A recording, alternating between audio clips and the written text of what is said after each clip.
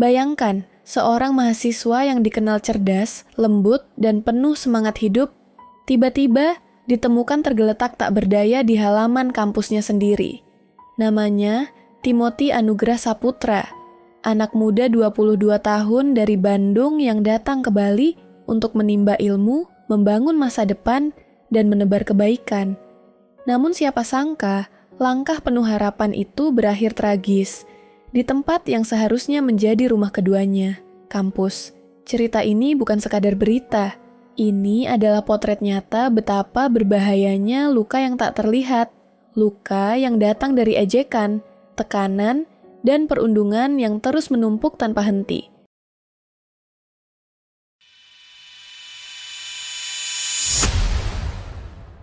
Semua berawal dari sosok Timothy, mahasiswa sosiologi Universitas Udayana, yang dikenal sopan, ramah, dan punya semangat besar membangun komunitas positif.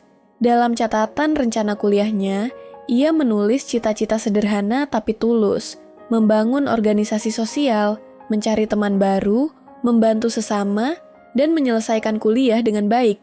Namun takdir berkata lain, harapan yang ia tulis dengan semangat kini tinggal kenangan. Sahabatnya, Deon, bercerita bahwa Timothy selalu tampak ceria. Ia tak pernah mengeluh, bahkan di hari-hari terakhir hidupnya.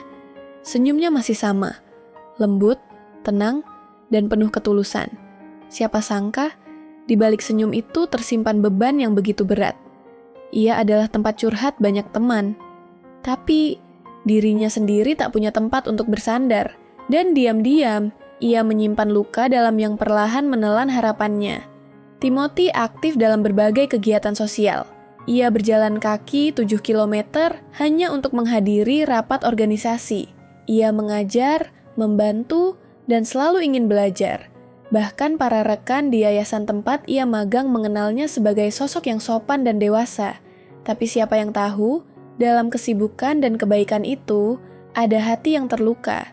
Dalam diam, ia berjuang melawan tekanan yang mungkin tak pernah dimengerti oleh orang di sekitarnya.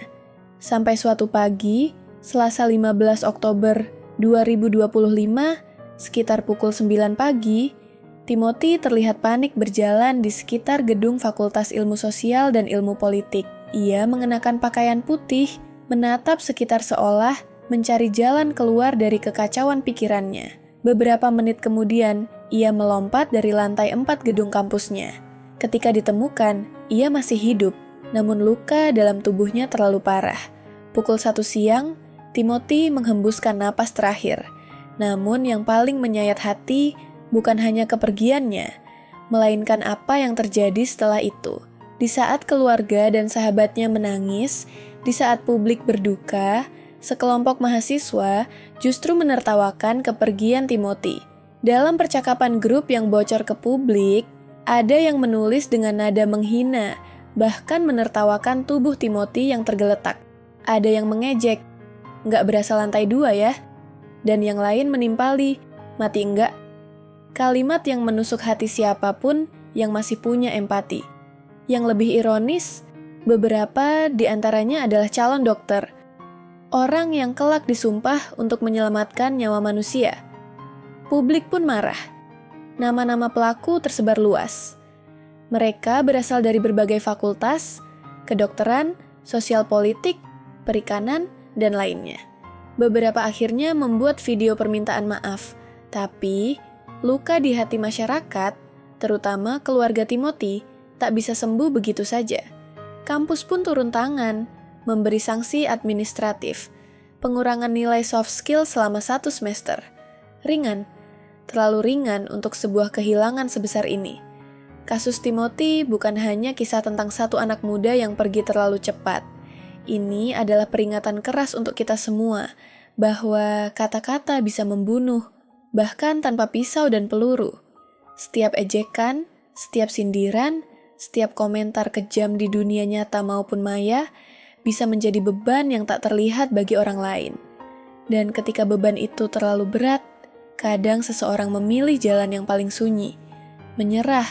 Kita mungkin tak bisa mengembalikan Timothy, tapi kita bisa belajar darinya, tentang bagaimana pentingnya menjaga ucapan, menghargai sesama, dan tidak menganggap remeh perasaan orang lain. Sebab, di balik tawa seseorang, bisa jadi ada air mata yang tak terlihat.